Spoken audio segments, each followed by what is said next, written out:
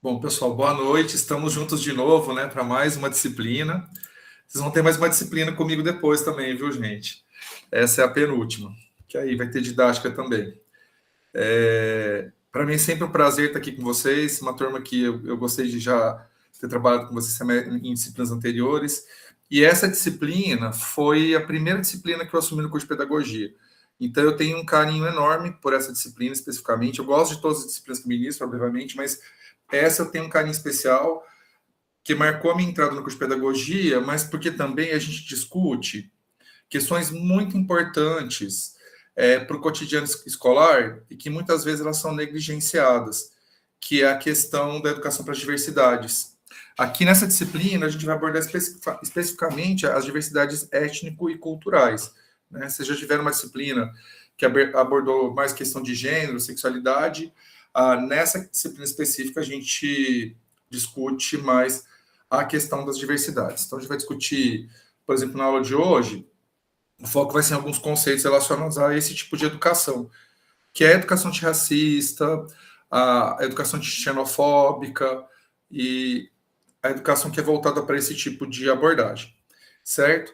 Eu vou primeiramente apresentar a organização geral dessa primeira semana, né? Nesse primeiro slide eu coloquei a organização geral da disciplina para vocês terem uma ideia, tá? Do que espera para a gente, que espera a gente no futuro. Essa apresentação de slides eu coloquei disponível para vocês no Moodle, eu vou mostrar onde está, e aí a lógica vai ser a mesma para todos os módulos, tá? Então, a gente vai ter nesse primeiro módulo, que a gente iniciar hoje, e ele vai até o dia 17 de dezembro, a gente vai discutir o conceito de etnia, raça, diversidade, cultura, preconceito e discriminação. E aí, nessa semana, a gente vai ter duas atividades avaliativas.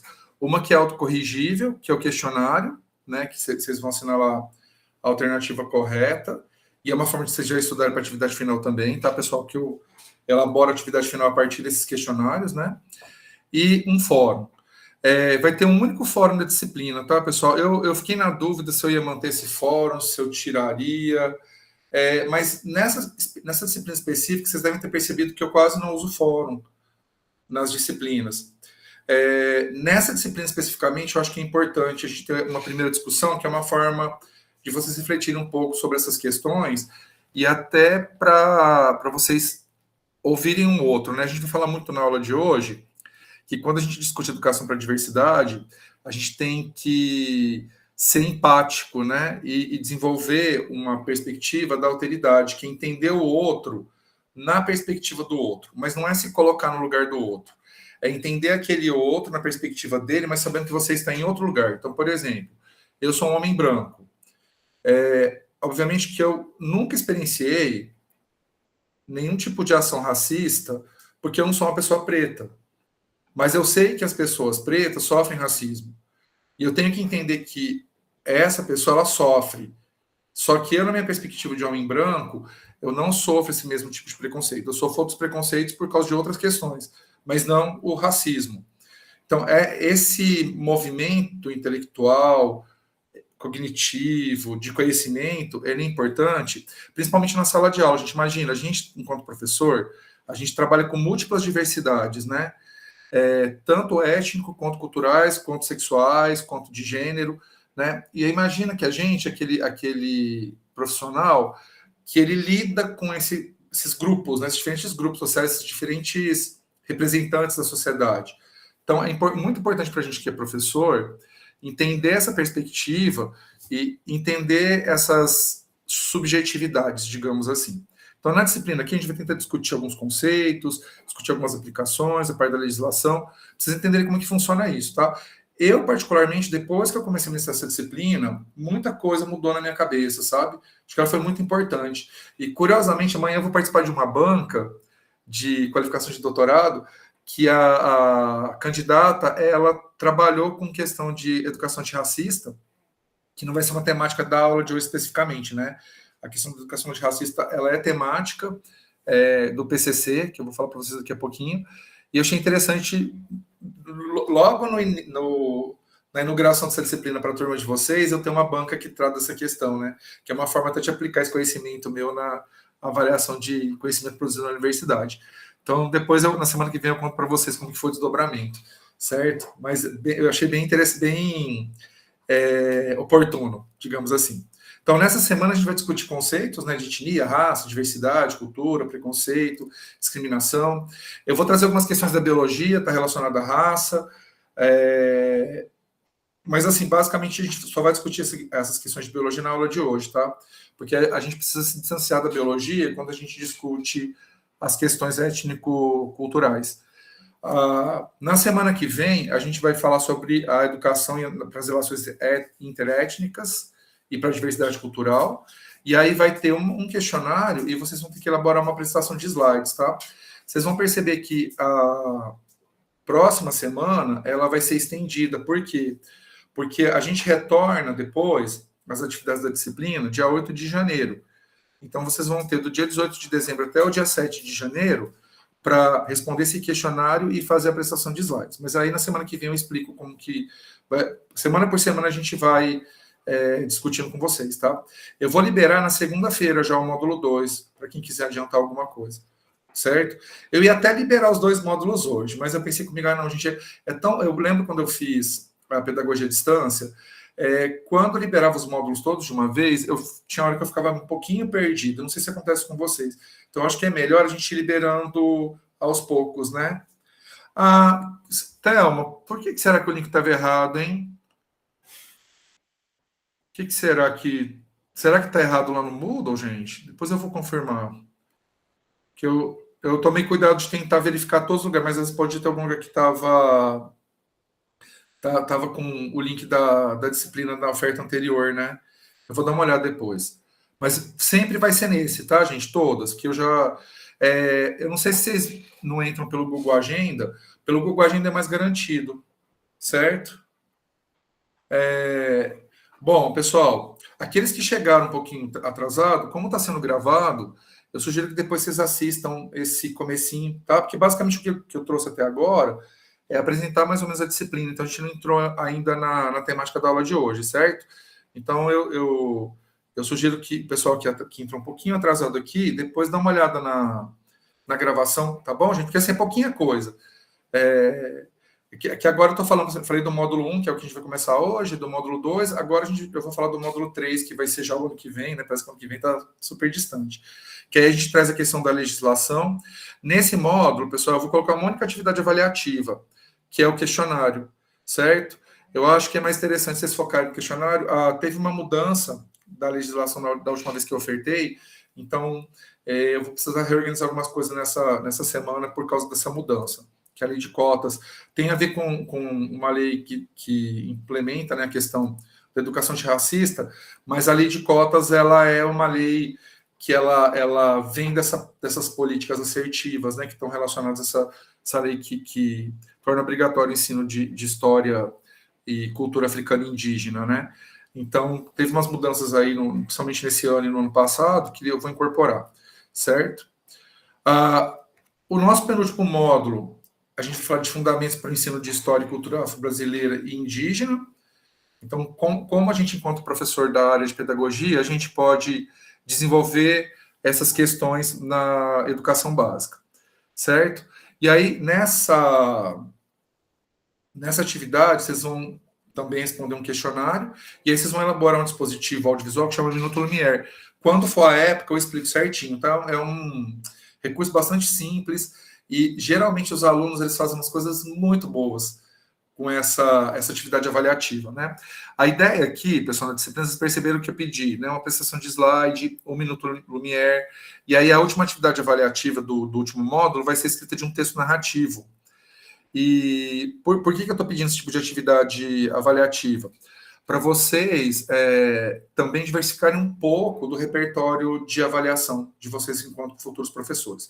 Na disciplina de didática eu trago algumas propostas também um pouquinho diferentes, né, de avaliação, mas para vocês terem essa perspectiva que é possível a gente avaliar sem ser por fórum, sem ser por questionário, sem ser por trabalho escrito, né, tradicional em construção de argumento. Então, aqui a disciplina, a ideia é a gente trabalhar essas múltiplas potencialidades da avaliação, né? E aí a última semana, ela vai ser destinada à prática como componente curricular. Na verdade, pessoal, quando eu liberar a semana 2, eu já vou liberar a semana 5 também, porque aqueles que quiserem desenvolver a PCC antes, né? Vocês podem fazer isso. É que o prazo final para postagem das 2 atividades previstas, né, para o módulo 5, é dia 29 de janeiro do ano que vem. Então, o que eu vou fazer é já liberar, porque quem quiser fazer, aí na semana que vem eu explico como que vai funcionar a PCC, tá? Então, basicamente, vocês vão escrever um texto narrativo, vou explicar como vai funcionar isso e propor uma sequência didática que esteja relacionada à educação de racista ou à educação para a diversidade étnico-cultural, certo? Então, é uma disciplina bastante rica de discussões, de reflexões, né? Vocês vão ver que ela é um pouquinho diferente das outras disciplinas que vocês tiveram comigo, né? Nessa aqui a gente vai trazer questões, em certa medida, que podem gerar uma certa polêmica, mas vamos tentar entender a perspectiva dessa disciplina, considerando que vocês vão ser futuros professores, ou futuros diretores, ou futuros coordenadores, né? Vão atuar em alguma das áreas que a pedagogia permite que a gente atue, e como é importante a gente ter esse olhar mais positivo para a diversidade, sabe? Entender essas diferenças. Porque isso, para quem é professor, é muito importante. Porque como que você vai respeitar teu aluno se você não entender essa dimensão das diversidades, né? Então, vamos tentar levar a disciplina nessa perspectiva. Pessoal, a questão de avaliação, a média é 6, né? Vocês têm que chegar no final só uma coisa que eu esqueci. A atividade final é 24 de janeiro, tá? Então, só para refrisar isso aqui. Vocês já sabem disso, mas eu vou repetir, porque tem que repetir. A média para aprovação é 6. Se vocês ficam com média entre 4 e 5,9, vocês vão para exame. Mas eu já falo uma coisa para vocês, tá? Quando o aluno chega com 5,8, 5,9, eu revejo as notas para aprovar ele, tá? Eu não mando o aluno para exame com 5,8 de jeito nenhum. Não mando de jeito nenhum. O que costuma acontecer às vezes, e aconteceu bastante numa outra disciplina, na última disciplina que eu ministrei para vocês. Eu agora não lembro. A TICS foi para vocês? A de TICS? Foi. É verdade, então, é verdade, fui com vocês. Teve aluno que não fez nenhuma atividade, e aí fez a atividade final. E aí a pessoa foi até bem na atividade final, sabe? Tirou tipo 8. E aí a pessoa não conseguiu, obviamente, média para aprovação. Só que aí ela reprova por falta, porque vocês precisam fazer pelo menos 75% das atividades para contar como presença. Então, assim, além da nota, vocês têm a presença. E aí eu vou pedir para vocês assim, fazerem um esforço para fazer as atividades, que nenhuma delas é muito complexa. Vocês conseguem fazer nesse período que a gente definiu, né? Para evitar esse tipo, além de vocês já estarem estudando, né, para avaliação final, vocês também garantem essa questão da presença, que foi uma coisa bem... No semestre passado, eu confesso que eu fiquei bem assustado, assim, né, na última disciplina. Não foi, assim, obviamente que tem dentro, a turma é gigantesca, né? Então, a proporção perto da turma não é muita, mas como vocês são muitos, teve pelo menos, acho que 10 casos desse tipo. E aí eu sei que num universo aí de 200 alunos, 10 alunos é muito pouco. Só que eu acho muito, porque se o aluno chegou a fazer a atividade final, por que ele não fez as outras atividades? Quer dizer, ele não desistiu da disciplina, então ele tinha interesse em fazer. Então, vou pedir para vocês tentarem, na medida do possível, realizar as atividades, né, para evitar esse tipo de transtorno mesmo para vocês. Porque aí vocês vão ficar dependendo da reoferta, né?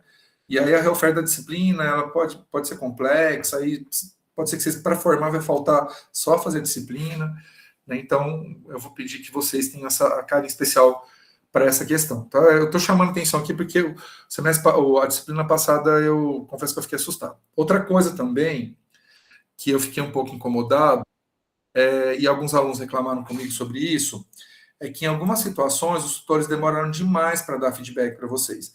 E isso foi recorrente, né, no discurso de vocês, na outra disciplina. E eu já conversei com os tutores e eu pedi para eles não atrasarem as correções, tá, gente? Porque realmente teve situação, por exemplo, que o tutor não tinha dado nenhum retorno para os alunos e os alunos foram para a atividade final. Tudo bem que a forma que organiza a disciplina, vocês conseguem mais ou menos irem se preparando por causa dos questionários autocorrigíveis, correto? Só que precisa desse retorno do tutor, até para saber se o que vocês estão fazendo é o correto, tá? Então, isso aí eu já chamei a atenção deles. E se por acaso acontecer esse problema do tutor não dar o retorno, vocês avisam que aí a gente fala com eles diretamente. Eu acho que isso seria um papel da coordenação, mas eu acho que a gente precisa, enquanto professor, também pedir isso para os tutores. Talvez até entender, às vezes o tutor também está passando por um momento que é mais complicado, até ver o que a gente pode fazer para ajudar, sabe?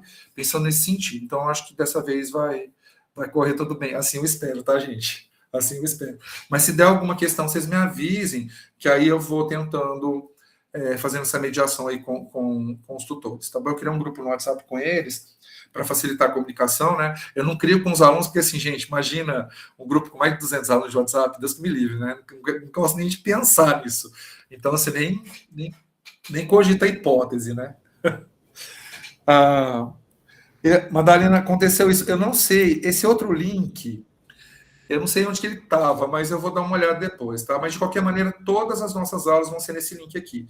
Porque eu criei a sala, as salas das próximas aulas a partir desse link original. Então, não tem erro, tá? Sempre vai ser nesse link.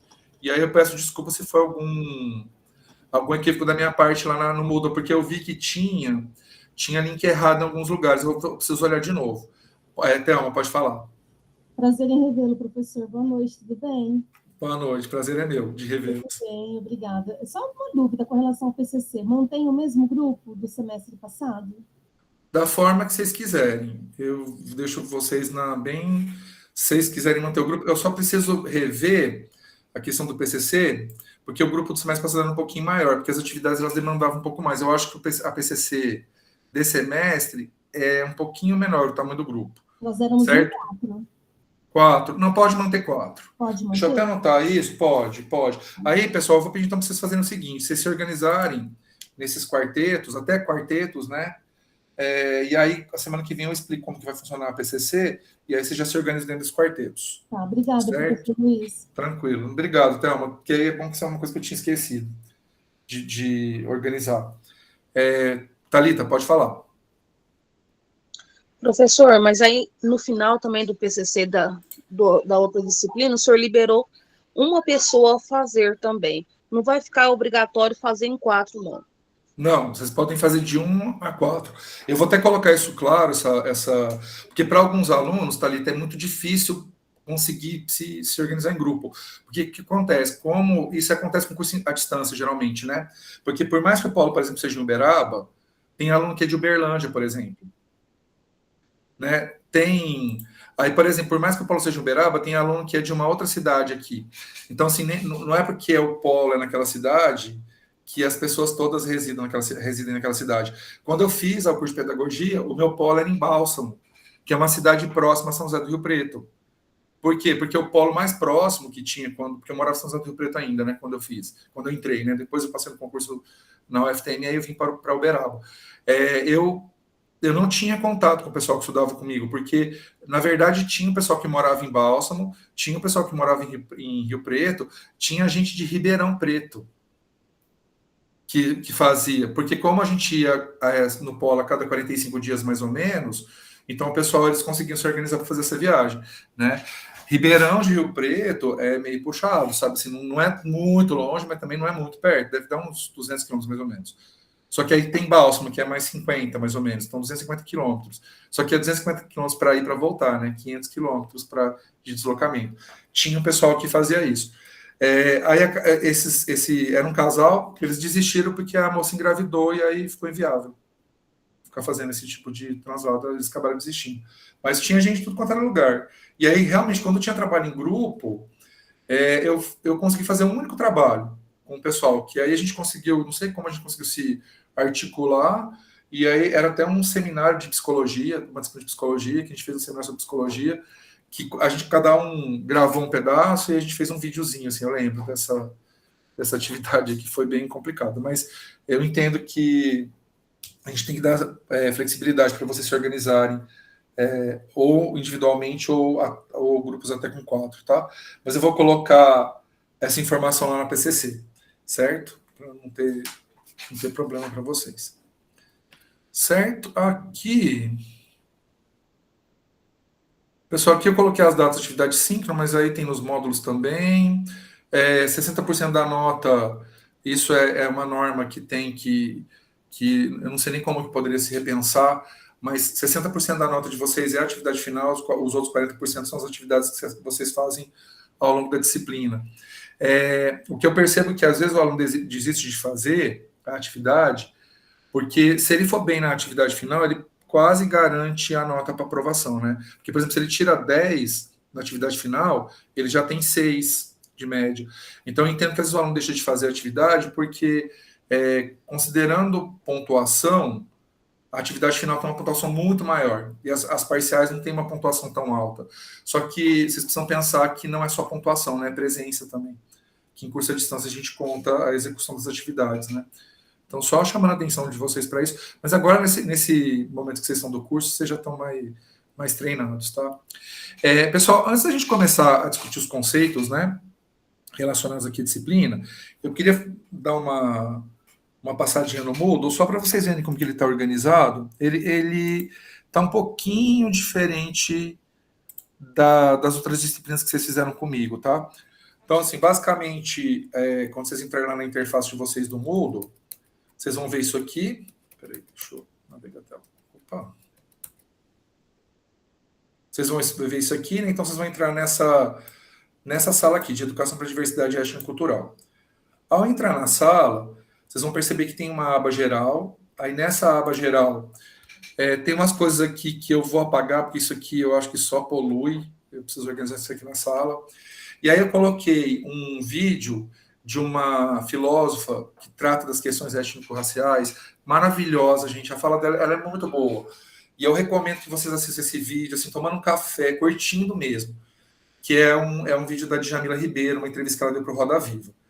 Excelente, gente, excelente a fala dela. Ela consegue, que assim, a grande questão da discussão étnico-racial, que eu vejo na minha perspectiva de homem branco mesmo, tá, gente? É que às vezes o tom é usado o tom que é usado para defender é muito bélico e faz sentido ser bélico, porque as pessoas que sofrem racismo, elas sofrem violência.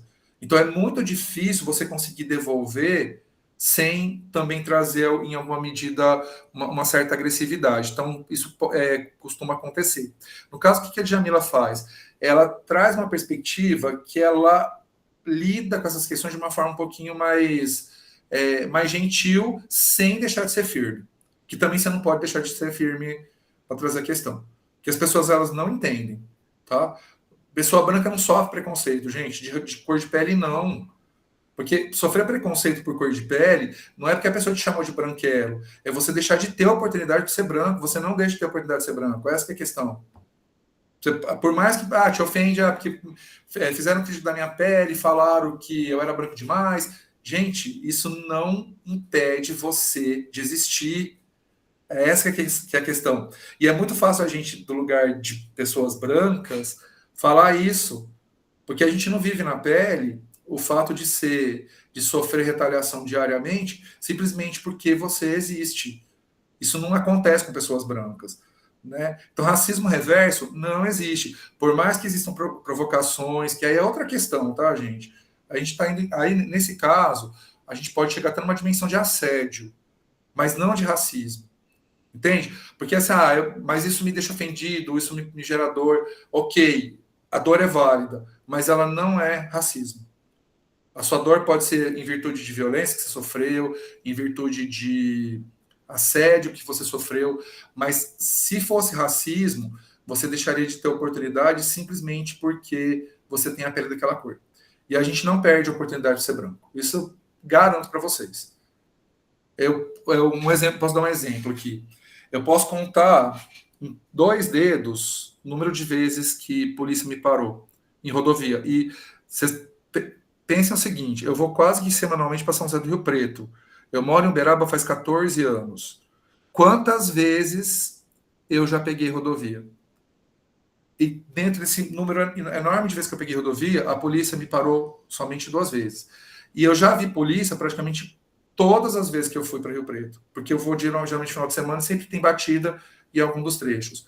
E aí eu fico me perguntando, o meu carro, ele tá limpo, não tem nada visivelmente estragado, eu sempre mantenho, né, a minha carteira de motorista em dia, eu não deixo de pagar o licenciamento, né? Então, eu tenho isso tudo muito garantido. Mas eu não sei até que ponto o policial consegue saber todas as informações sem me parar. E aí eu fico pensando se às vezes eu não sou parado porque eu sou branco. Porque é uma questão, né? O fato de você ser branco, você deixa de ser suspeito em várias situações, mesmo que você seja o pior criminoso. Então, é uma questão aí para a gente refletir. Algumas pessoas se sentem muito incomodadas com essa discussão, mas a gente tem que pensar assim, é muito fácil a gente ficar incomodado quando tinha uma pessoa branca. Isso que a gente tem que lembrar, porque a gente não sofre esse tipo de coisa. Já falei para vocês, eu sou um homem gay, eu já sofri muito preconceito por ser gay. Não é a mesma coisa porque a questão do preconceito relacionado à homossexualidade, ela está muito relacionada também a você sofrer retaliação simplesmente porque você existe, porque você não escolhe ser gay, simplesmente você é. E aí as pessoas, você é muito pequenininho, você é muito novinho, você recebe um monte de provocação, agressão, né? Eu cheguei a apanhar, um monte de coisa horrível assim, que eu já passei, porque eu existo. No caso, para a pessoa ela chegar nesse grau de percepção que eu sou um homem gay, ela precisa não só me ver, ela tem que ter algum tipo de interação comigo. Aí, no caso de uma pessoa preta, basta a pessoa ver. E aí, quem é racista, tá, gente? Então, é uma questão aí muito complexa. A gente vai discutir aqui na disciplina conceitos, né, cultural, e eu espero realmente que isso ajude a expandir um pouco a percepção de vocês em relação a essas questões e estejam abertos para pensar sobre isso. Porque às vezes a gente é muito resistente, né, a repensar algumas coisas que a gente acredita muito fortemente, mas vamos tentar fazer um exercício mesmo de fazer reflexão sobre isso. Aí eu sugiro que vocês vejam esse vídeo da Djamila, porque, gente, ela é uma querida, assim, eu assisti um monte de vídeo, e ela tem, deixa eu ver se eu tô com algum dos livros dela aqui, tem esse livrinho aqui dela, que é o lugar de fala. Você já deve ter ouvido falar essa expressão lugar de fala. Ela é oriunda, conceitualmente, dessa publicação da Djamila. É um livrinho fininho, e ele é tão delicioso de ler, gente. E assim, eu lembro que quando eu comprei, eu paguei tipo R$10 nesse livro. E se bobear, tem ele disponível PDF gratuito, porque geralmente esse tipo de obra você tem subsídio e tal. Mas assim, é um livro delicioso de ler, e aí a gente tem essa questão do lugar de fala. Isso fez eu repensar muito a minha branquitude, sabe, essas leituras que eu fiz, porque aí é a percepção de uma pessoa negra a partir de uma existência branca, né? E eu achei super bacana. Tem disponível, Joyce? Se você puder colocar o link dele aqui no chat, seria legal. É um livro muito tranquilinho de ler, gente, gostosinho, e ela é muito, assim, eu acho ela extremamente... a oratória dela é maravilhosa, assim, então eu recomendo demais. Porque ela consegue falar de uma forma doce, sabe? E firme, que é difícil você conseguir agregar as duas coisas. Tem um fórum de dúvidas aqui, pessoal, mas assim, fórum de dúvidas é um negócio meio complicado. Às vezes eu prefiro que vocês me mandem e-mail. Eu sei que às vezes eu demoro para responder, porque eu me perco nos e-mails. Mas o fórum, de dúvida, eu acho complicado. Eu mantive porque eu mantenho até essa disciplina, depois na didática hoje eu também já excluo, não gosto de manter não, porque eu acho meio complicado fazer interação por ali. E às vezes é melhor que vocês entrem em contato com o tutor e o tutor fale comigo diretamente, porque isso facilita muito, sabe, o movimento. Vocês mandam e-mail e falam, mandei e-mail para o professor, tem como você falar para ele? Porque isso facilita mais a comunicação do que o fórum. Às vezes eu deixei aqui se precisar de alguma vez, mas geralmente não precisa. Aqui também tem o link da aula síncrona. O link aqui tá certo, tá, gente? Nesse lugar aqui tá certo. Mas eu não sei se algum outro tá errado. E aqui nesse fórum de apresentação, se vocês quiserem se apresentar nesse fórum para o pessoal conhecer vocês, eu deixo aí para vocês ficarem à vontade. Talvez trazer um pouco da história de vocês em relação à questão das diversidades étnico-culturais, né? Mas aí fiquem à vontade. Aí no módulo 1, que ele já está disponível, vejam aqui que os outros módulos eu deixei oculto para vocês, justamente para não fazer confusão, tá? Eles já estão organizados, tá? Eu só não disponibilizei mesmo porque eu sei que é complicado. E eu acho que eu vou fazer igual eu faço na biologia, eu não sei se aqui eu consigo. Geralmente, o que eu faço? Eu trago o módulo da semana para cima e coloco ele em destaque. Só que eu não sei se nessa configuração eu consigo. Se eu conseguir, eu vou fazer isso, tá?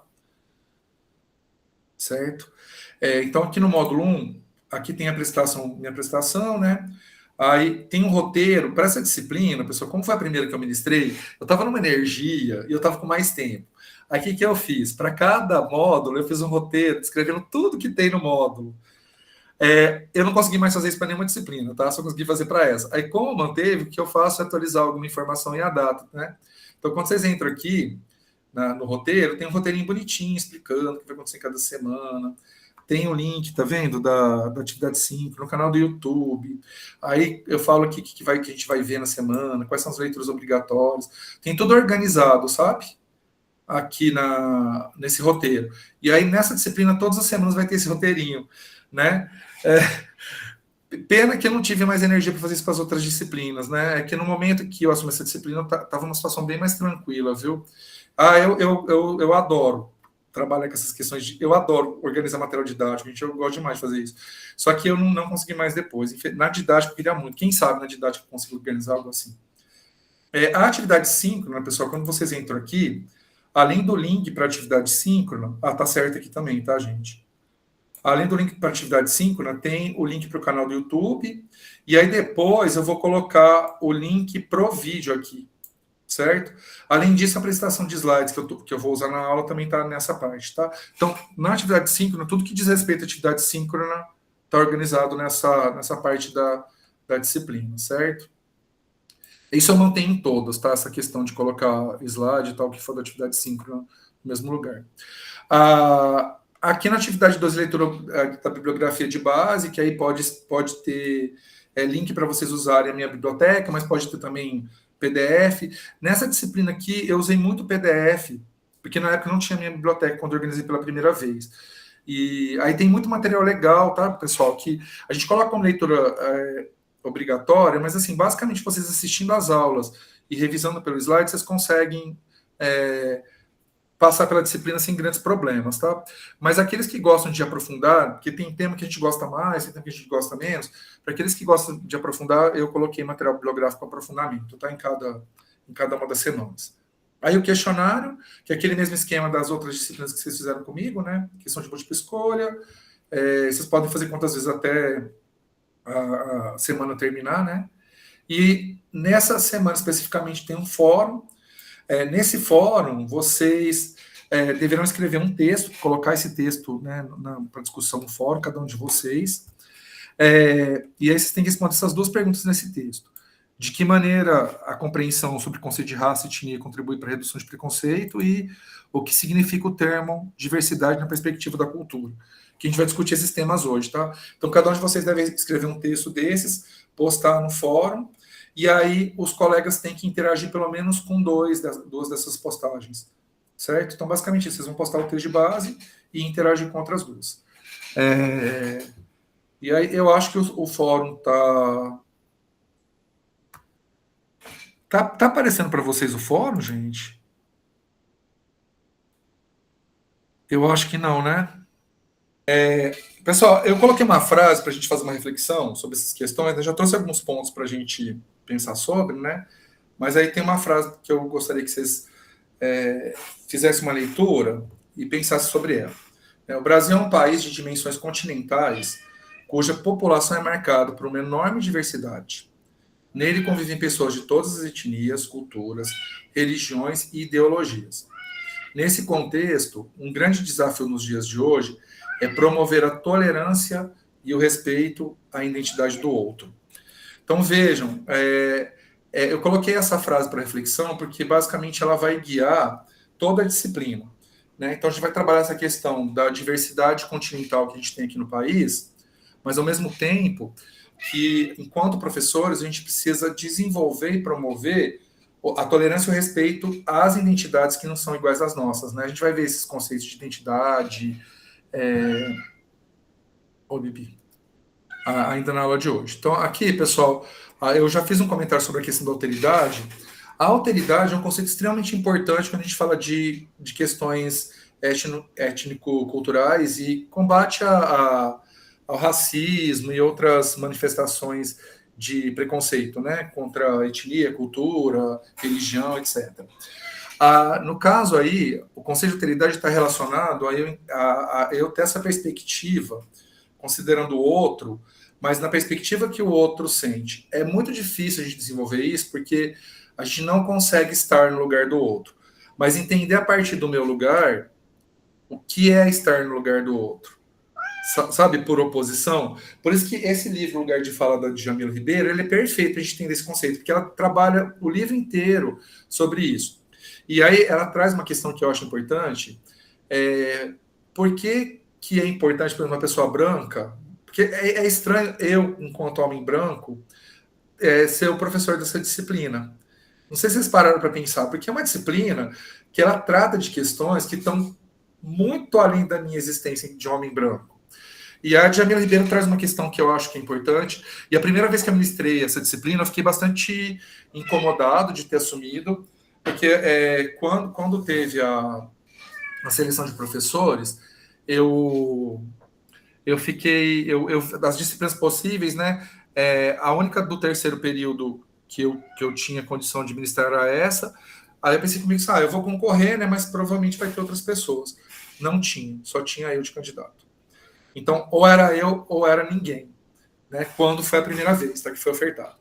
E aí, quando eu fui dessa disciplina a primeira vez, eu falei para a turma o seguinte: falei assim, olha, pessoal, eu estou aqui para ministrar essa disciplina, mas eu me sinto desconfortável em ser o professor dessa disciplina neste momento, porque eu acho que essa disciplina deveria ser ministrada por uma pessoa preta, não por mim.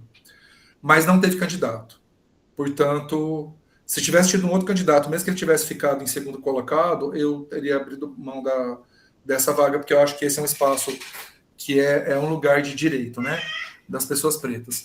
E aí um aluno preto da turma falou para mim o seguinte: o senhor já leu Lugar de Fala, da Djamila Ribeiro? Aí eu falei, não, nunca tinha lido. Eu tinha lido umas outras coisas para poder preparar a disciplina, mas eu não tinha lido especificamente esse livro, né? Aí ele falou, olha, a Djamila traz o conceito de lugar de fala que é interessante. O lugar de fala, por exemplo, quando você é uma pessoa preta e você fala desse lugar, você tem questões relacionadas. Quando eu sou uma pessoa branca e fala de questões de racismo envolvendo pessoas pretas, eu também estou falando de um lugar de fala. Só que não do lugar de fala de uma pessoa preta. É o lugar de fala de uma pessoa de privilégio, porque eu sou uma pessoa branca. Então, isso eu tenho... não é impeditivo a gente tratar de racismo sendo branco. A questão é a gente entender que quando eu trato de racismo sendo branco, eu não sou uma pessoa que sou afetada por esse preconceito. Eu tenho que ter muita clareza disso. E entender que uma pessoa preta é afetada. E que nesse lugar que eu falo é de um homem branco. Isso não impede eu ter empatia, eu ter alteridade pelas pessoas que sofrem racismo. Entende? É nesse sentido que a gente tem que entender o que significa esse lugar de fala. A Djamila até faz uma brincadeira, né, com a expressão que ao invés de ser lugar de fala, é lugar de onde se fala. Que talvez isso seja mais significativo, né? A gente, na disciplina, a gente trata das questões étnico-culturais. Pode ver que a disciplina não chama Educação para a Diversidade Étnico-Racial. Ela é étnico-cultural. Por quê? Porque a gente vai tratar de questões que estão para além só das questões étnicas, né? Das questões étnicos-raciais. Principalmente porque a gente vai tratar de como ensinar a cultura africana, cultura indígena, então é importante a gente trazer o conceito de cultura. Um conceito de cultura que a gente pode utilizar é esse aqui, tá? São normas de comportamento, saber, hábito, crenças, que vão diferenciar um grupo do outro. E aí a gente usa esse termo que provém de culturas distintas. Conjunto dos conhecimentos adquiridos, instrução, e aí tem uma expressão que às vezes a gente usa, que é sujeito sem cultura, e isso é uma mentira, tá, gente? Todos os sujeitos têm cultura. É que a cultura que quando a pessoa fala que um sujeito não tem cultura, a pessoa está fazendo um recorte de algum tipo específico de cultura. A pessoa não escuta música clássica, portanto ela não tem cultura.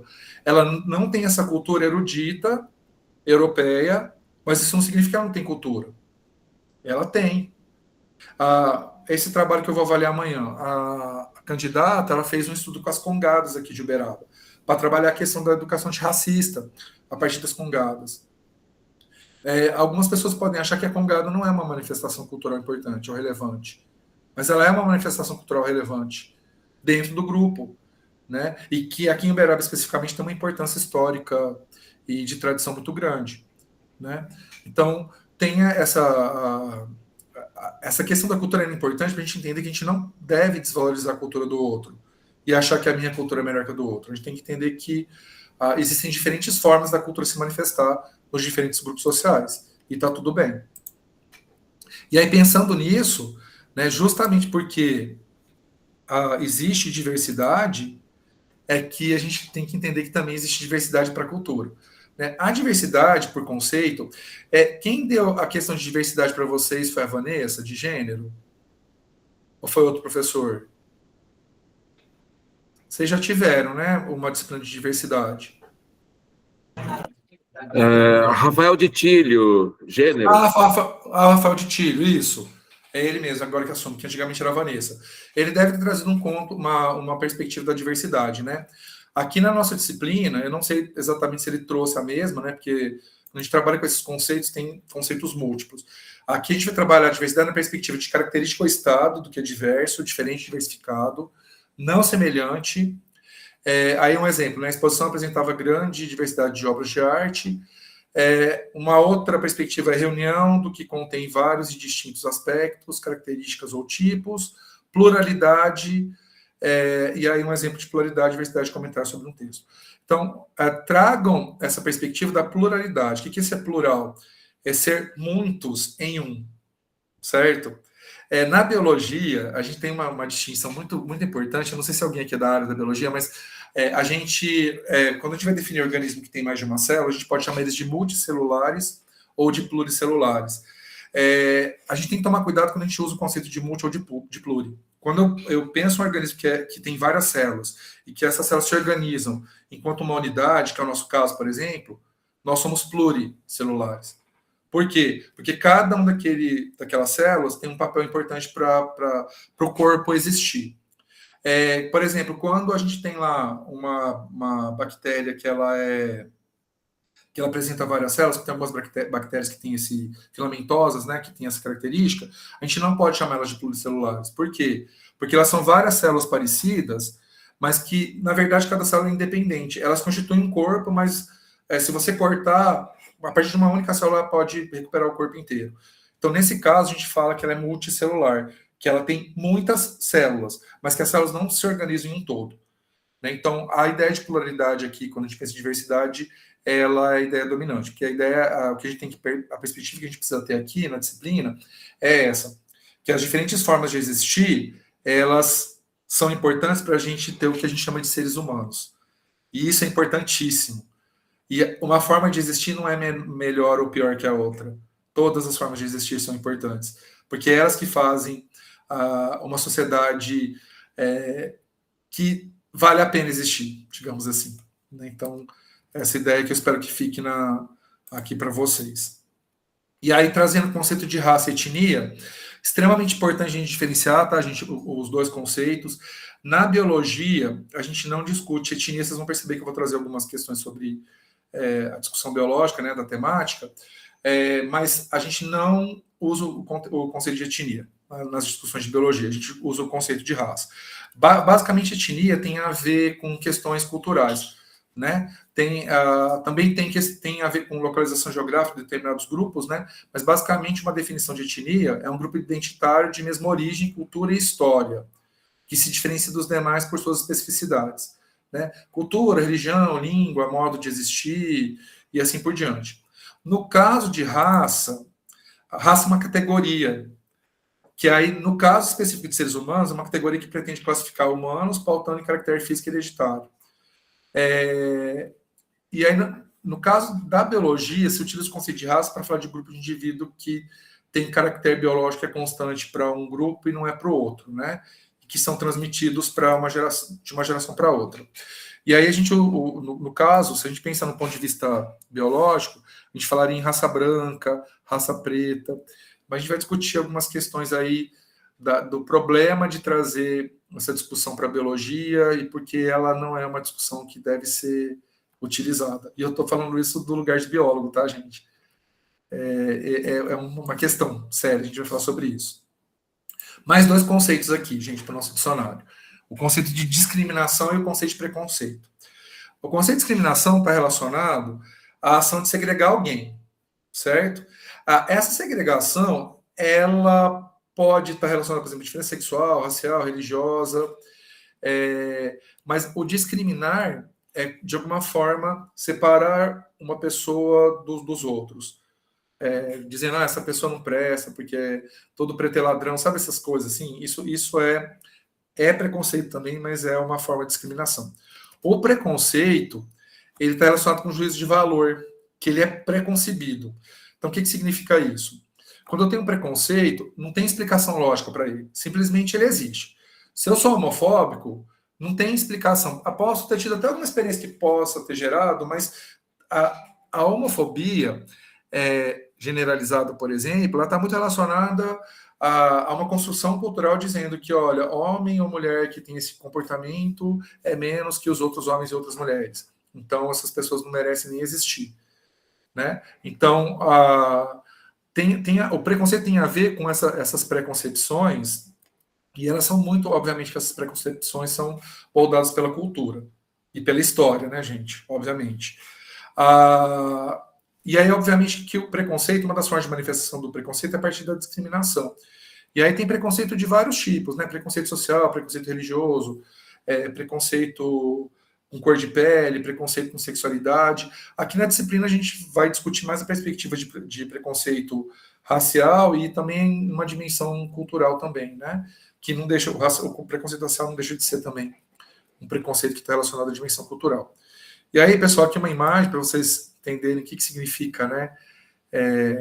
Etnias. Então, aqui é uma ilustração mostrando as diferentes etnias, né? Algumas das diferentes etnias que a gente encontra na nossa espécie, nos seres humanos.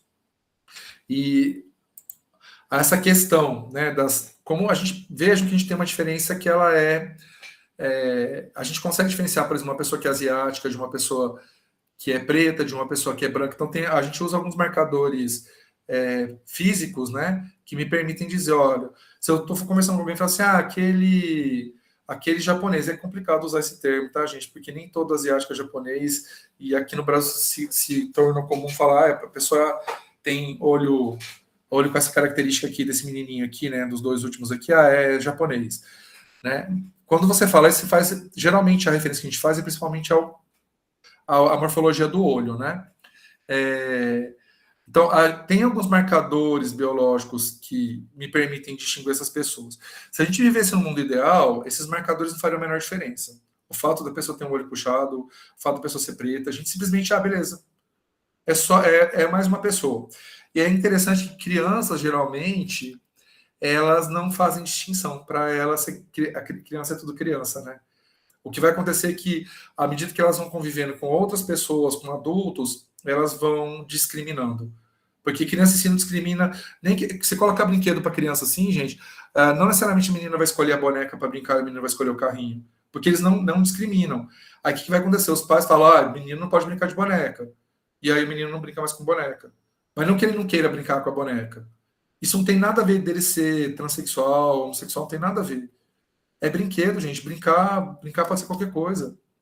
Né? Qualquer brinquedo pode ser brinquedo para uma criança. E aí a gente que acaba adulto ensinando eles a discriminar as coisas. E aí, do ponto de vista biológico, a gente usa esse conceito. Pessoal, o conceito de raça na biologia, ele vem sendo fortemente discutido e tem uma questão até histórica relacionada que quem definiu esse conceito, né? Eu trouxe o conceito de um livro de evolução que a gente usa na formação do pessoal da biologia, mas na verdade esse conceito aí ele foi proposto por um cientista branco lá nos anos 70, que é o Meyer. O Meyer propôs que nas populações geográficas a gente consegue encontrar diferenças marcantes entre populações da mesma espécie que existem em lugares diferentes. E aí ele propôs esse conceito de raça ou de subespécie, certo? Que é população da mesma espécie que diferem em determinada característica e estão adaptadas a ambientes diferentes. Qual que é a questão aí? O fato de ser diferente não significa que não seja da mesma espécie. E aí, na hora que a gente aplicar isso para a espécie humana, a gente tem diferenças. Em sala de aula é uma maravilha, especialmente aqui no Brasil, né? A gente tem muita miscigenação, então a gente tem pessoas de diferentes tipos, né? Diferentes corpos. E aí, se a gente aplica esse conceito, pode ser, por exemplo, que as turmas que eu dou aula aqui em Uberaba, elas têm uma composição étnica diferente das turmas, por exemplo, se eu desse aula no Rio Grande do Sul, ou se eu desse aula no Amazonas. E aí, por isso, essas pessoas são diferentes. Então, se a gente aplica esse conceito de subespécie que o Meyer também chamava de raça, para populações humanas, a gente meio que discrimina elas a priori, que é o que é feito nesse conceito aí. Né? Por que a biologia faz isso? Porque quando você vai fazer o estudo, você quer entender de que maneira aquele ambiente impacta um determinado padrão biológico, né? Ou um padrão biogeográfico. E aí separar em raça pode parecer útil, entre aspas, porque aí você consegue definir, olha, populações que vivem em alto de montanha tendem a ter esse tipo de característica. Então, isso caracteriza, pode inclusive levar a uma subespécie. Só que do ponto de vista biológico, subespécie não existe, gente. Subespécie não existe. Porque se é subespécie, é espécie. Só que são espécies que apresentam diferenças, são indivíduos que apresentam diferenças em virtude do ambiente. Né? Então, esse é um conceito que ele foi cunhado pela biologia, e aí o que aconteceu? A sociologia acabou utilizando de forma equivocada. E aí, no caso, eu vou trazer de novo um biólogo, e olha, eu não sei se vocês estão lendo aí, mas vejam que interessante como o Linneu, sabe? O Linneu foi a pessoa, o biólogo, digamos assim, que desenvolveu a nomenclatura biológica. Quando eu falo, por exemplo, Homo sapiens, quem desenvolveu essa forma de falar sobre espécie e de forma que todas as pessoas entendem, dependendo da língua que elas falam, foi o Linneu. Então ele tem uma importância muito grande para a biologia, principalmente em virtude disso. Fora que ele organizou algumas categorias taxonômicas que a gente usa até hoje na biologia. Só que, por outro lado, ele tinha muita perspectiva equivocada. Então, por exemplo, ele caracterizava as diferentes formas de existir, de ser humano, a partir da cor da pele. E aí ele caracterizava como subespécies. Quem cunha o conceito, isso vai acontecer muito tempo depois, tá? Mas ele não usava o termo subespécie, mas ele colocava que nome de espécie, geralmente você tem só Homo sapiens. E aí o que ele fez? Dependendo da origem geográfica da população, ele colocava algumas informações. Por exemplo, Homo sapiens americano, que seriam os indígenas. Homo sapiens europeus, que seriam os caucasianos. Homo sapiens asiáticos, que seriam os amarelos, né? E Homo sapiens afer, que seriam os Homo sapiens da África. E aí veja que, além dele separar em subespécie, que isso é uma ideia totalmente equivocada, ele utilizava, por exemplo, característica morfológica principal, pele vermelha, pele branca, pele amarela, pele preta. E aí ele extrapolava para características comportamentais. Então, na perspectiva do Linneu, os indígenas, eles tinham mau temperamento e era subjugável. Os brancos eram sérios e fortes. Os amarelos eram melancólicos e gananciosos. E os pretos, impassíveis e preguiçosos.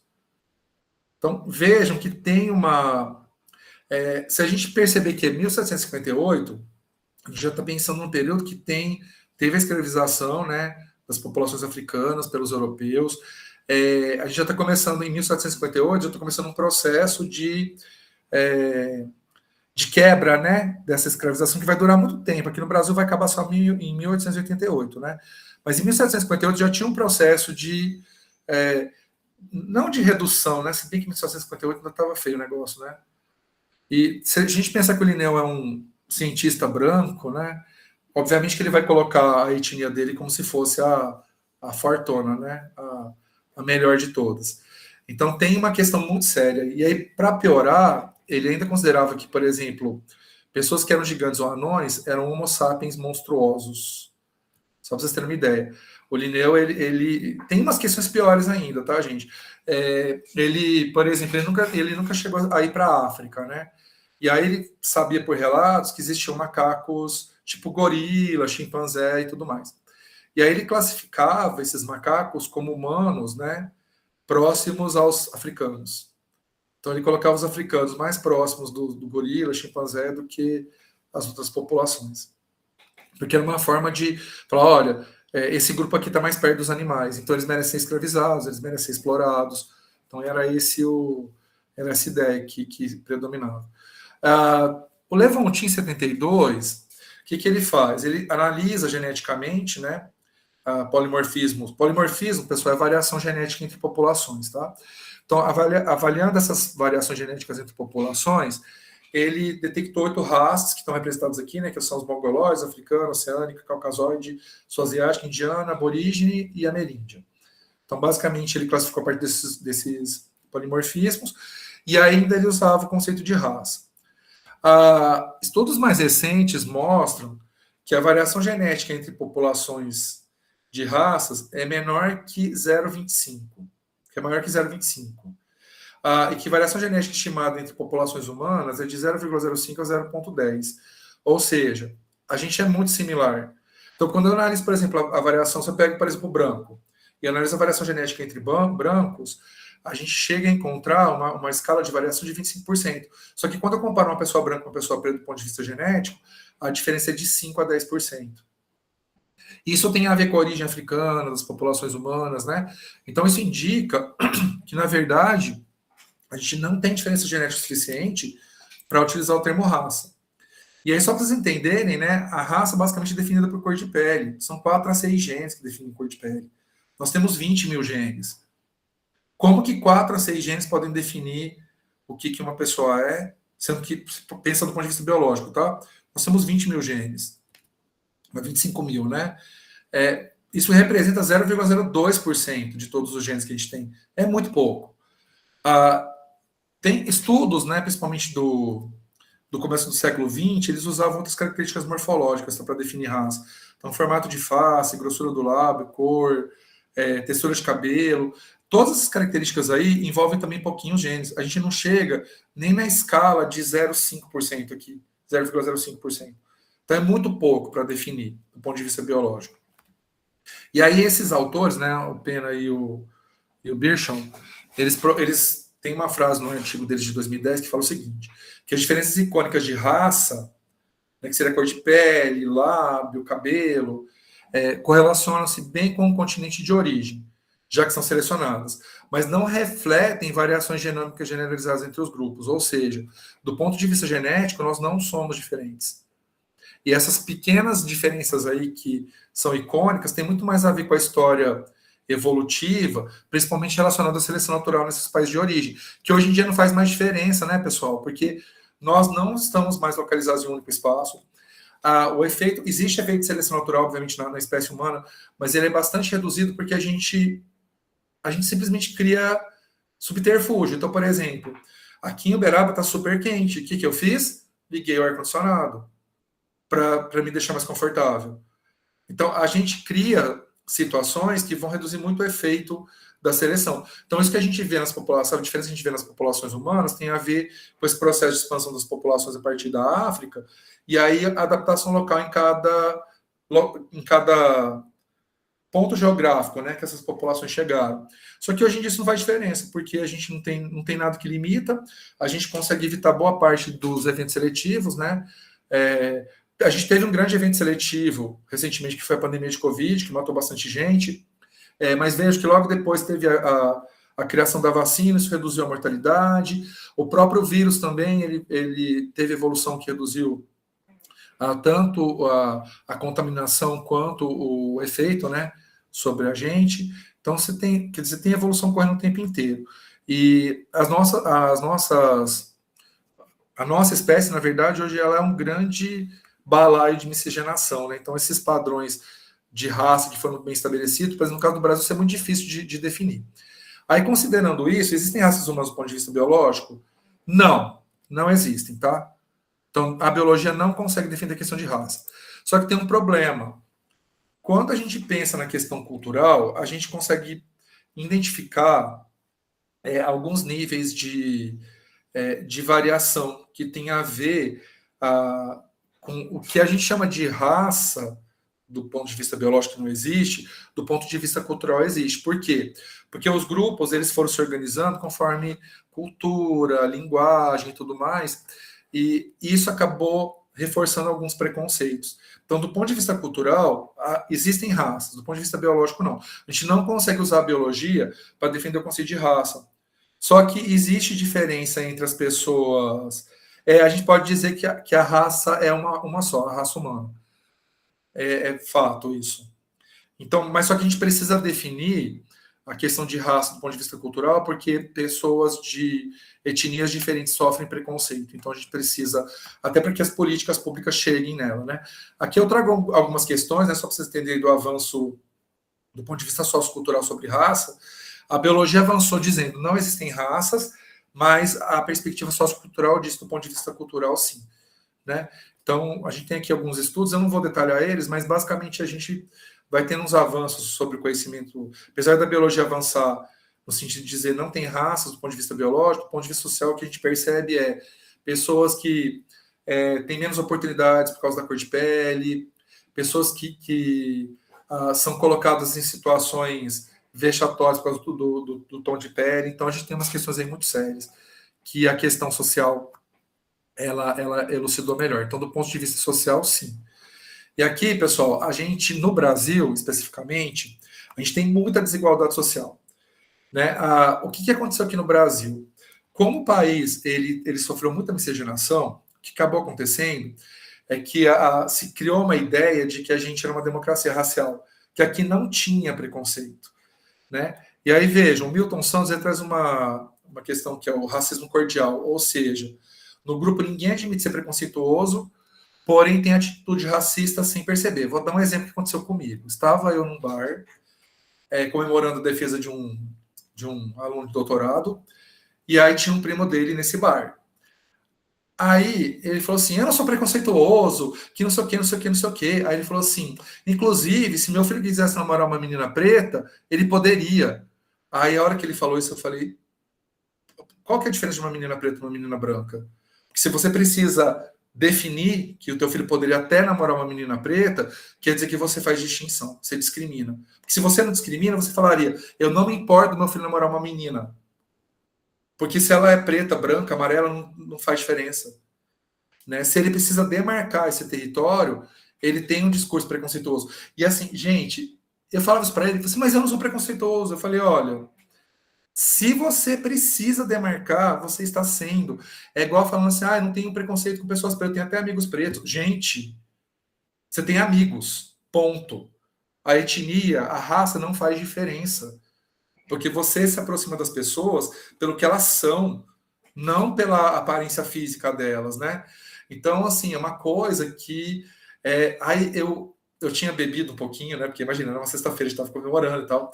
Aí eu ficava assim, gente, eu não vou para esse combate. Não vou para esse combate. Aí eu falei, quer saber? Eu vou para esse combate, sim. Aí eu fui para esse combate. Mas eu me arrependi até, porque é uma questão, pessoal, que... quando a pessoa ela traz essa fala, é muito difícil, porque ela não consegue entender que o que ela traz é um preconceito que é estrutural, que está numa instância do saber dela, que não consegue perceber que aquilo ali é equivocado. Você não consegue convencer. E aí eu caí na besteira de ir para esse embate. Aí teve uma hora que eu pensei comigo assim, eu vou desistir. Vou desistir porque não vai virar nada, e aí eu desisti. Aí ele falou assim para mim, você não vai tentar continuar tentar me convencer, não? Eu falei, não, porque você já está convencido de que você não é preconceituoso, então eu não tenho mais nada para te dizer sobre isso. Aí ele deu risada e tal, aí eu mudei de assunto, falei, não. Eu evito ao máximo esse tipo de discussão, porque em escola, em sala de aula, isso acontece... eu vou para cima, porque ali a gente tem um papel formativo, né, gente? Eu acho que a gente tem um papel formativo em vários espaços, mas para uma situação dessas, é muito difícil. É muito difícil. Aí eu fiquei pensando assim, nossa, eu enquanto homem branco, trazendo isso assim, é até esquisito, né? Mas é aquela história do lugar de onde eu estou falando. Como eu sou um homem branco, ele é um homem branco, provavelmente ele parou para me escutar, pelo menos. Se fosse um homem preto falando, será que ele ia parar para escutar? Não sei. Né? Então, é uma questão... muito, muito séria.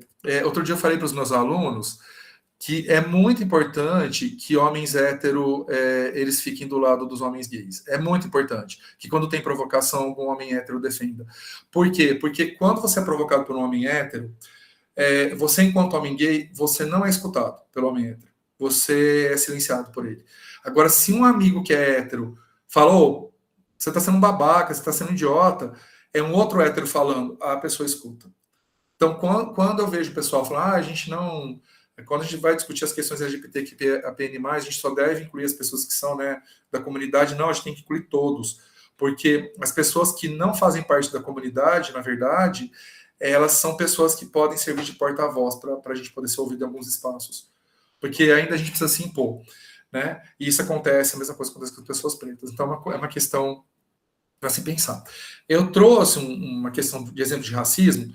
Tem um material que eu coloquei lá para vocês, pessoal, que ele traz vários exemplos desse racismo estrutural, né? Primeiro, número de negros, mestiços e indígenas nas universidades. Vocês podem até falar assim para mim, nossa, mas no meu polo tem bastante pessoa preta. Beleza, estamos falando do curso de pedagogia. Vai na medicina. Aí eu pergunto, em quantos polos tem algum indígena? No curso de biologia, eu nunca dei aula para nenhum indígena. E eu dou aula aqui no curso faz 14 anos. Por que essas pessoas existem na sociedade, mas por que não chegam na universidade? A mesma coisa. Mesmo a biologia sendo curso noturno e licenciatura, você não tem uma proporção de mais do que da metade da classe de pessoas pretas, que você esperaria pela proporção demográfica do Brasil. Pensando a região de Minas Gerais, tá, gente? Que proporcionalmente Minas é um estado que tem um predomínio bem grande de pessoas pretas. Aqui tem algumas regiões aqui do estado de Minas que chega a 70% da população ser pessoas pretas, né? Para o sul do país não é bem assim, a proporção é um pouco diferente. Mas, de qualquer maneira, será que no sul do país você chega numa sala de aula, por exemplo, da Federal do Rio Grande do Sul, será que você vai ter lá uma proporção de 75% de pessoas brancas e 25% de pessoas pretas? Eu acho que não. Eu participei de um evento lá, faz muito tempo, não tinha uma pessoa preta. Um evento sobre cinema e educação. Não tinha nenhuma pessoa preta. Então, essas pessoas, elas não chegam na universidade. Aí, na hora que você, por exemplo, você olha para quem está fazendo a limpeza, recolhendo lixo, não é uma proporção de 60% pessoas pretas, 40% pessoas brancas. É difícil você ver um lixeiro que seja branco. É difícil você ver um gari que seja branco. Quando você pensa na questão da limpeza, né, que funcionários de limpeza, na universidade tem bastante terceirizado que faz a limpeza da universidade, é muito difícil você ver uma pessoa branca, falei preta, né, gente? É muito difícil ver uma pessoa branca nesses espaços. E aí, por que não segue a proporção? Porque provavelmente a pessoa branca tem algumas oportunidades que as pessoas pretas não têm. Isso, para mim, é tão óbvio que eu não consigo entender por que as pessoas não acham que isso é óbvio. De não entender que... Eu já ouvi, por exemplo, de pessoas dizendo que as pessoas pretas ficam se vitimizando porque colocaram na cabeça delas que elas sofrem racismo. É um negócio que eu fico assim, gente, como que a pessoa fala um absurdo desses? Sabe? De onde vem isso? Porque isso não é da pessoa, isso veio de alguém.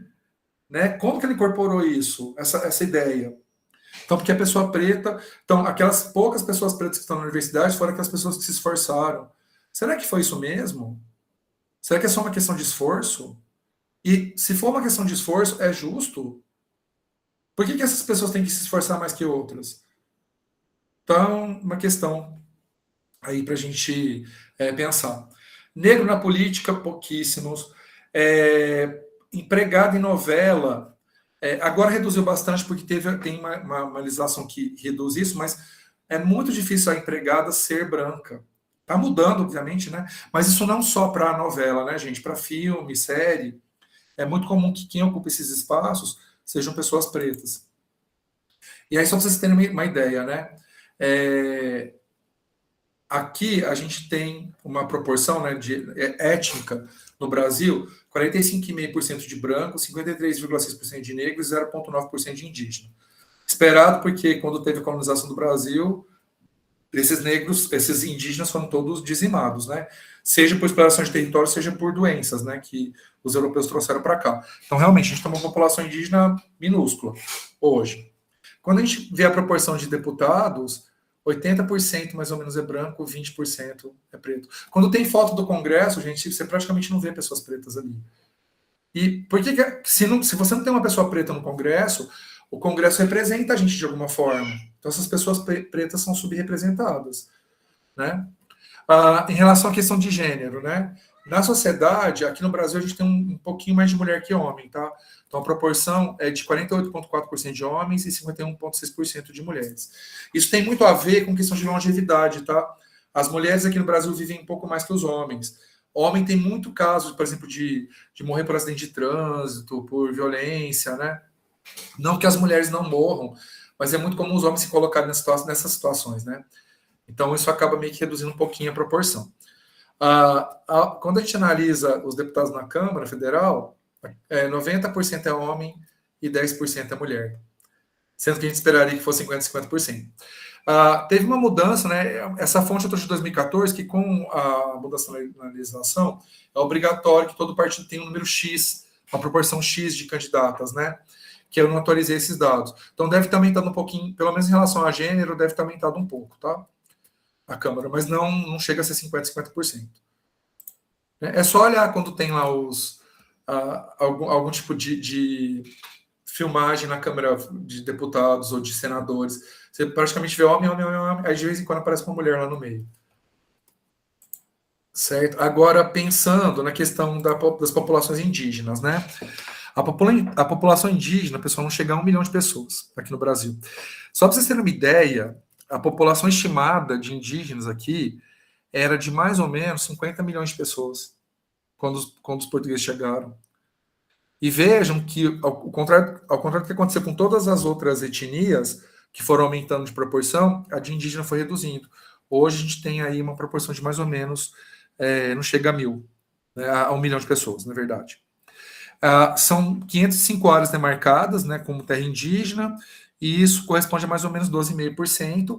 Apesar das terras serem demarcadas, pessoal, tem muita exploração, viu? Porque geralmente são áreas de reserva, né? Ambiental. Se você parar para pensar, nossa, mas 12,5% é muita coisa. Se a gente pensar em questão de reserva ambiental, gente, 12,5% é pouquíssima coisa. A gente tem que pensar o seguinte, que os indígenas, eles subsistem naquelas áreas naturais que todos nós temos benefício. Manutenção de área nativa é importante para controle térmico, para fertilidade de solo, para regime de chuva, tem um monte de coisa que as áreas naturais são importantes. Repositório de organismos, de polinizadores, um monte de coisa importante. E os indígenas, na verdade, ocupam essas áreas que já seriam preservadas por serem reservas, né? E ainda assim tem movimento de tentar tirar esse território, porque 12,5% é muita coisa, pensando que a gente tem de área natural, isso não é nada. Dos índios com 5 anos ou mais, 37,4% falam uma língua indígena e mais da metade falam o português. E pensando nas etnias aqui do Brasil, indígenas, a gente tem 274 línguas, tá? Para essas etnias. Algumas delas têm mais falantes, outras têm menos, né? A gente vai falar melhor sobre isso no último módulo da disciplina. Então, pra vocês terem uma ideia, a proporção de homens e mulheres para os indígenas é mais ou menos 50% para cada, tá? Só para vocês terem uma ideia de como que funciona isso. E são 305 etnias, né? Então, vejam, são 274 línguas, mais 305 etnias. O que significa isso? Que algumas etnias compartilham língua, mas não compartilham cultura, que isso pode acontecer. Só pensar, por exemplo, a gente em Portugal. A gente compartilha a língua, mas a gente não compartilha um monte de coisa cultural, tá? Eu não sei se vocês já conviveram com portugueses, eu convivi porque meus pais eram portugueses, né? Eles têm uma forma de falar extremamente agressiva, eles são rude, só que para eles está normal. Mas por quê? Porque é uma questão cultural. Para eles usar imperativo, tá tudo ok. Para a gente, você usa imperativo quando você está mandando alguém. Você não usa a todo momento o imperativo.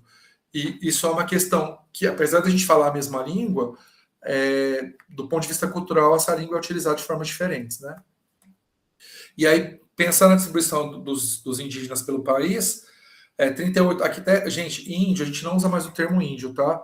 Preciso corrigir isso aqui, é indígena. Porque índio faz uma referência à Índia, porque os índios eles foram primeiramente denominados índios por causa que, em teoria, os europeus estavam procurando um caminho alternativo para chegar nas Índias, né, para conseguir fazer o mercado de especiarias, porque o mercado do Mediterrâneo ele já era monopolizado por determinados grupos, né, que eu não lembro agora quais, e aí a ideia era tentar achar um caminho, uma rota alternativa. E aí quando chegaram aqui, quando descobriram a América, entre aspas, né? Como se eles não soubessem que poderia ter um continente ali, né? Eles encontraram populações nativas, que eles não faziam ideia que existiam, e chamaram essas populações de índios por causa da busca pelas Índias. Hoje em dia a gente usa ou povos ameríndios, para fazer referência aos povos americanos, ou povos originários, ou indígenas. Então, a terminologia índios não deve ser mais utilizada. Inclusive, eu preciso tirar esse termo índios desse slide. Tirar do slide. Certo? Então, só para vocês terem uma ideia, tem uma proporção muito grande na região Nordeste e Norte de indígenas, e aí região Sudeste e Sul tem um predomínio bem menor dessas populações. Inclusive, tribos, né, etnias. E aí, pessoal, na aula de hoje, o que eu queria trabalhar com vocês eram esses conceitos, né? Espero que eu tenha atiçado vocês um pouco para compreender essa parte. E aí, a partir da semana que vem, a gente vai trazer algumas outras perspectivas em relação à educação étnico-cultural, mais focado na questão da educação mesmo. Tá? Hoje foi mais uma questão de conceito, trazer a ideia da biologia, e espero que vocês tenham conseguido captar a minha mensagem. Apesar da estante que caiu, eu vou tirar do vídeo, tá, gente? Não vou deixar esse vídeo, porque não dá para ficar com palavrão no meio do vídeo, não. E é isso. Vocês têm alguma pergunta, algum comentário, pessoal? Bom, pessoal, então eu vou parar a gravação e